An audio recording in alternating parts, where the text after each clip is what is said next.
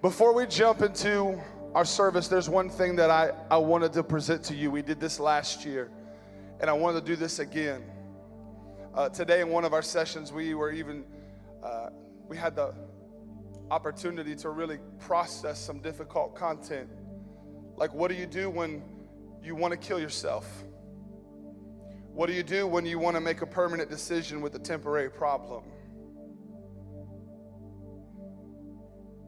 And it's one of the things that you and I have to recognize is that we need to make some very important decisions concerning our own lives.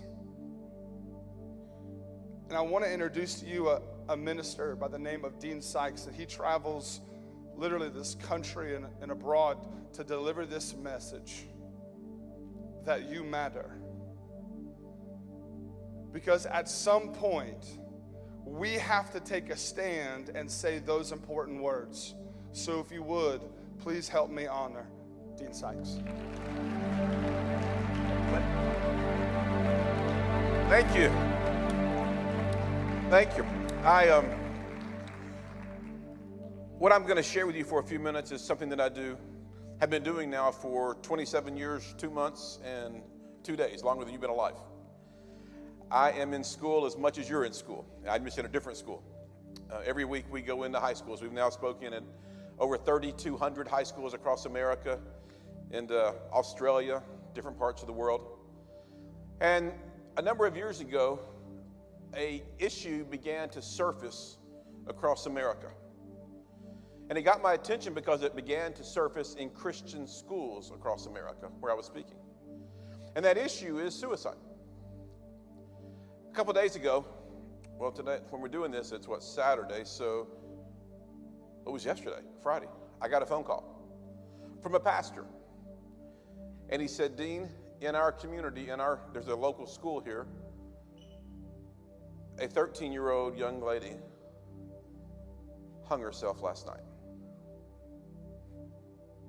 Now, this is serious stuff. What could be so bad at 12 or 13 years old that a young person would wrongly believe that their death would be a better choice than their life? And I can tell you from very personal experience of talking to literally tens of thousands of people your age who've come up to me after our assemblies and after our chapels, and they've shared with me what they got out of it. Every day in America alone, on average, watch this, 5,240 teenagers your age attempt suicide every day. In an arena that seats 12,000 people, that arena would fill up every 2.5 days with a young person who bought the lie in the previous 60 hours. And some of you I do this every day, so I see it on your faces. Some of you have the most uncomfortable looks on your faces right now because that pounding in the center of your chest that you're sensing, that's not my voice. That's the Spirit of God talking to you, saying, hey, listen to this guy. He knows what he's talking about. I was at an Indian reservation, Native American Indian reservation, a couple days ago. A young man walked up to me, and he hands this to me. And it's a lighter. And I go, man, I don't smoke. He said, I don't either. He said, can I give it to you? And I was interested. I said, well, if you don't smoke, why do you carry a lighter? He said, oh, Mr. Dean, you don't understand. I always kind of smile and go, man, just call me Dean. That's fine. He said, you don't understand. He said, I use this to burn myself. And every single teenager with whom I've had the opportunity to talk with, listen to, and have them tell me their story, if they have been hurting themselves, harming themselves, cutting themselves, every single one of them, without fail, 100%, guaranteed say the same sentence to me: I hurt myself to release the pain. And that, my friend, is where the enemy has a lot of young people today. When I was your age, I didn't understand all this. I mean, at 15, I'd been sexually abused. At 17 years old, I failed PE.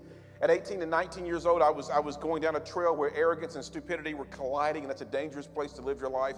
And at 21 years old, I had an encounter with Jesus. Believe it, don't believe it, it's irrelevant to me. It happened.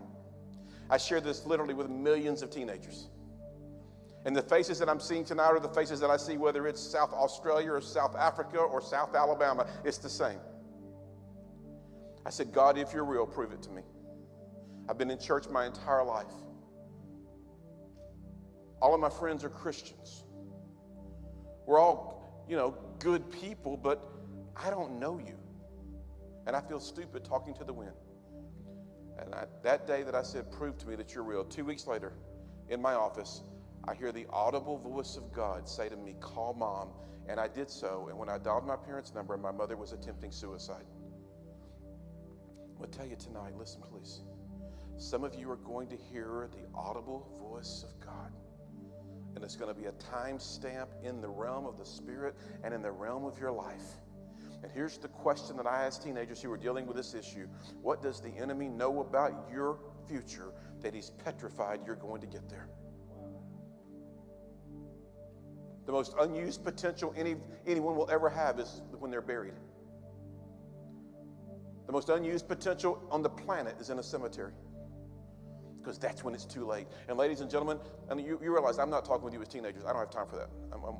My schedule is so busy, I don't have time to sit here and talk to you as kids. I've got to talk to you as people who have the ability to comprehend what I'm saying. Let's say you had died 2 weeks ago, we buried you. Let's say there's a grave marker. On that grave marker, there's your name, the date you were born, a dash, the date you died. Ladies and gentlemen, the dash is your life. You've got that much time to do what God's called you and equipped you and put you on this earth to successfully accomplish. When Solomon built the temple, the Bible says he successfully accomplished everything that came into his heart to do. So you can get the reality of this, or you can blow it off. When God spoke to me that day, I drove up Interstate 75 to a little place called Ottawa, Tennessee. And as I drove, I talked to this God I did not know. And I said, God, I can't save my mom, but you can. And I'll never forget driving into my parents' neighborhood. From the outside in, their home looked fine. It was safe, secure, probably like where you live. But from the inside out, my mom was dying. I see hundreds of thousands of people your age. From the outside in, you appear to have it all together. From the inside out, I wonder what's really going on. I stood right over there for the last 20 minutes, and I just watched you. I watched the insecure ones walk in going, if I can just get to my seat. I watched the confidence walk in going, like I own this auditorium. Then there's always a third group. It's the guys watching the girls walk in. And they go like, they don't know we're watching. Of course they know you're watching. It's decision time. Every day that I do this, I stand on a stage and I begin to watch faces. I hope you were given a card. We call it the I Matter Pledge card. We're coming in now, at the time of this date, on almost 70,000 teenagers have signed this card. If you did not get a card when you walked in, just raise your hand. There's ushers. They'll hand you one real quickly. This card simply says, I choose to live and not end my life for 3 reasons. God created me as an original. God created me for purpose, and God created me to fulfill this purpose called my destiny. Created for a purpose, created for a relationship, created as an original. I tell teenagers, God had no need of your assistance getting into this thing called life. Conversely, he has no need of your help getting out of it. About 3 or 4 weeks ago, we got a phone call, and I went to a state. A 15-year-old young man had walked into the men's bathroom and shot and killed himself at a school. The next weekend, a 14-year-old young lady ended her life. The next weekend, a 12-year-old ended her life. And they said, would you please come talk to our kids? We don't know what to say to them. Tonight, as this night progresses, God's going to show up even more and more in your life. It's not by some happenstance that you're here tonight. You could be anywhere, and God put you here for a reason. I ask teenagers to sign it. It says, I matter, and it says signature. Why do I ask you to sign something? Because when you sign your name, especially as you get older, you take responsibility for something. When you sign your name to this card tonight, you're saying, Dean, I choose to live. I've been on so many stages where people have walked up and they've put stuff like this on a stage and said, will you take it? Razor blades, pencils. The other day, a young man handed me a Swiss Army knife. So I'm going to ask you, if you've got a pen or pencil right now in front of God and everybody, sign your name to this pledge. Why am I signing it? Because remember, God wrote a book.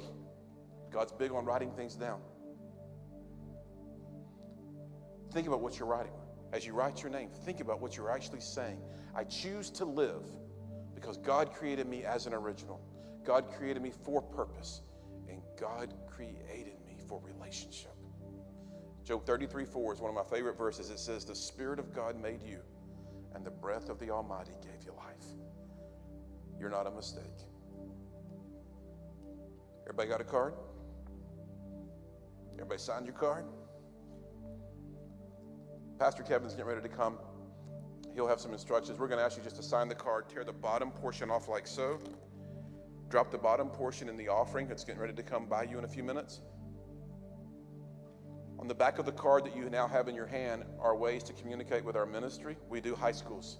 That's all I do. We never charge any school anything.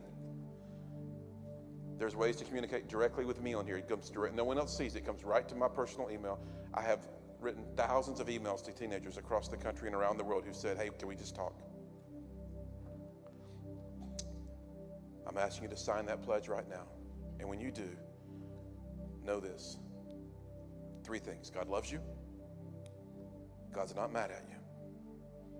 And because he loves you so very much, 2 words I will share with people, teenagers, the rest of my life.